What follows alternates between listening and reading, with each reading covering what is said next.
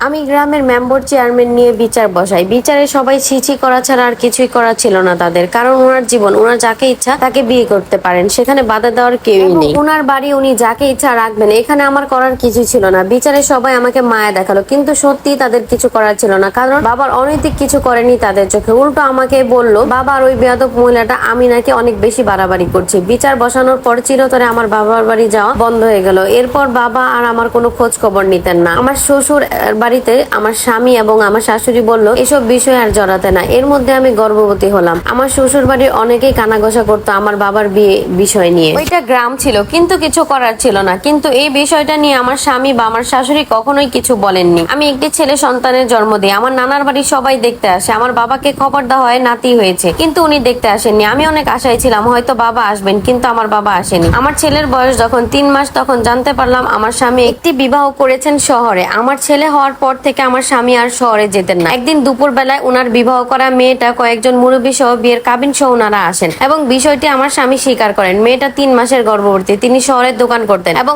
উনিও সেখানে বাসা ভাড়া থাকতেন, মেয়েটাও সেখানে বাসা ভাড়াই থাকতেন। একদিন অনৈতিক কাজ করার সময় ওই বাসার মানুষজন হাতে নাতে ধরা খায় তারা, এবং আমার স্বামীকে আর ওই মেয়েটাকে অনেক মারধর করে বিয়ে করিয়ে দেয়। তারা ওখানে সংসার করতো। আমার স্বামীর সাথে তার সুখের সংসারই ছিল। তবে মেয়েটি আগে থেকে জানতো আমার স্বামী বিবাহিত ছিল। আমার সেদিনও কান্না ছাড়া কিছু করার ছিল না। আমার স্বামী পায়ে ধরে মাপ চেয়েছিল। আমার মাপ চেয়ে আর হবেটাই কি, কারণ যা হওয়ার তা তো হয়ে গিয়েছে।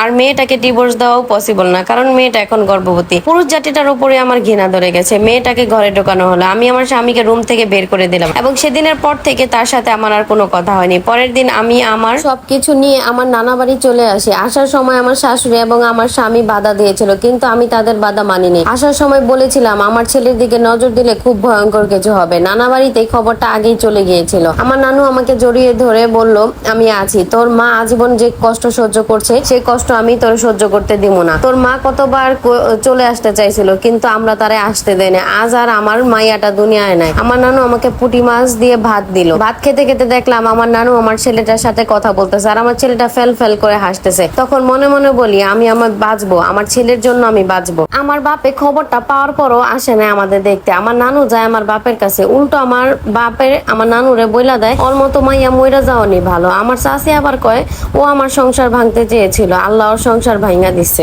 আমার নানু কাঁদতে কাঁদতে সেখান থেকে চলে আসে। কয়েকদিন পর আমার শাশুড়ি আসে আমাকে দেখতে। উনি আমাকে ধরে কান্না করে বলে আমি তোর শাশুড়ি হয়ে আসিনি, আমি এসেছি তোর ফুপু হয়ে তোকে দেখতে। আমাকে কিছু টাকা দেয়। আমি নিতে না চাইলে আমাকে জোর করে দিয়ে বলে আমি তোর ফুপু, টাকা দিছি নে। আর এই টাকার কথা কেউ জানে না। আমার স্বামী আমাকে কয়েকবার নিতে আসে। উনি আসলে আমি আমার ছেলেকে নিয়ে পালিয়ে আরেক ঘরে চলে যেতাম। এরপর থেকে উনার সাথে আর কখনো কথা বলা হয়নি। আমার পবিত্র ভালোবাসাটাকে সেখানে কবর দিয়ে এসেছি। আমার শাশুড়ি মানে আমার ফুপু, ওনাকে এখন থেকে ফুপু বলবো, শাশুড়ি না। উনি মাঝে মাঝে আসতেন, আমাকে টাকা পয়সা দিতেন, যা লাগতে দিয়ে যেতেন। এর মধ্যে আমার স্বামীর একটি মেয়ে হয়। আমাদের ডিভোর্স হয়নি তখনও। আমার ছেলেটার তখন 2 বছর। আমার নানুর কাছে রেখে আমি একটা চাকরি করতাম। বেতন ছিল মাত্র 800 টাকা। গ্রামের বাচ্চাদের টিউশনি করে বেশ কিছু টাকা ইনকাম করতাম। আমার ফুপু আমাকে মাসে যা পারতো দিয়ে যেতেন। জীবনের নিয়মে চলে যায়। সময় জীবন কারোর জন্য অপেক্ষা করে না। দেখতে দেখতে জীবনের অনেকগুলো বছর কেটে গেল। আমার ছেলেকে স্কুলে দেই। আমি যে স্কুলে টিচারই করতাম আমার ছেলেকে সেই স্কুলে ভর্তি করাই। আমার জীবনে যত দুঃখ কষ্ট সবকিছু আমি আমার ছেলের দিকে তাকিয়ে ভুলে যাই।